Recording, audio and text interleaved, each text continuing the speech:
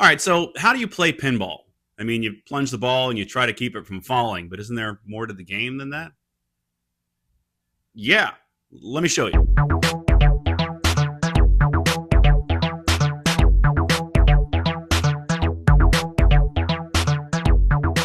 All right, so the most common way that people get into pinball is they come across a machine somewhere that fits a theme that they're interested in. Maybe you're at a bar, an arcade with your kids or something, and you see a Ghostbusters machine or an X-Men machine or a Star Wars machine, something that you're already into. You think, that looks kind of fun. You step up, and then you have no idea what you're supposed to do. Well, I'm going to help you with some of the basics if you're a newbie. As different as all of these games are, there are a lot of similarities that can get you started no matter what pinball machine you're trying to play.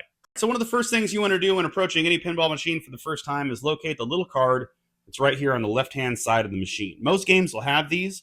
They're kind of basic instructions for what you should be trying to target if you want to try to score or progress through the game in any way. These aren't always correct. Sometimes the game code can get updated, making these obsolete, but it's still a good place to start if you're playing a game. All right, so we're going to use our Ghostbusters machine here to give you a basic understanding on how you can score more on a pinball machine, even if you've never played it and you're not really sure of the rules. As you can see, there are lots of flashing lights. The audio callouts can be kind of confusing from time to time, but with a few basic tips, I think we can get you at least better than some of your friends. So the first thing that's going to typically happen after you press start is a skill shot opportunity, a quick way to start a mode or get some bonus points. Now, this game actually has two different skill shots, one at the top with the PKE meter you can switch with this flipper, and one in the ramps, which you can switch with this flipper. We'll start it where it was. This blue light indicates the mode we can start right at launch with the skill shot, just like that. As you can see, it switched colors, which means we got it. And you can look up at the screen, and it tells you you're inside a mode, and you want to move through the mode to get extra points by, again, hitting the flashing lights. That's going to be our theme. So we cleared that one. Try to clear that one. There should be one more on the right side. Cleared the last flashing light. Nope, missed it. Let's try that one more time.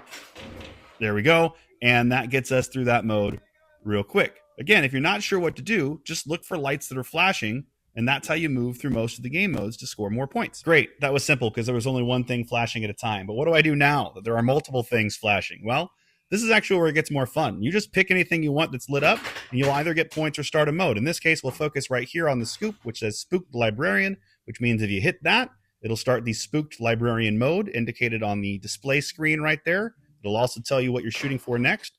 Yellow arrows, just like this. See, now that we're in Spooked Librarian, there are yellow arrows to shoot for, and just like we did with the skill shot at the beginning, hit those arrows, progress through the game. Now, there are different types of modes. Sometimes you have to hit shots in a certain order. Sometimes they're timed. You have the very popular and exciting multi-ball rounds. But for the most part, if you can hit the flashing lights on a pinball machine, you can score. And that's without even needing to know trick shots like dead flips and post transfers. Just hit the flashing lights and you'll do just fine. Quick update on the arcade. I think we're still pretty much on target for a spring of 2026 opening. Some things have moved faster than I thought they would, which is awesome. Other things a little slower, which I guess is to be expected. I do think we're really close to being able to tell you about our location, which is awesome. Hopefully in the next couple weeks, I can tell you about that. Very, very exciting. I can tell you now, though, that we do have about half of the games that we wanted to have when we do open the arcade here in a few months. So we got plenty of time to add some more. So if there's something that you think we absolutely have to have, maybe it's a new pinball machine like Harry Potter, Dune, King Kong, something like that. Or maybe it's more classic arcade games, you know, looking for like a Galaga, Miss Pac-Man, Track and Field. If there's something that you loved as a kid, let us know in the comments. Really appreciate all your support. Keep following. We'll do more of these videos. Can't wait to see you soon. Until Snap House. Thanks for following.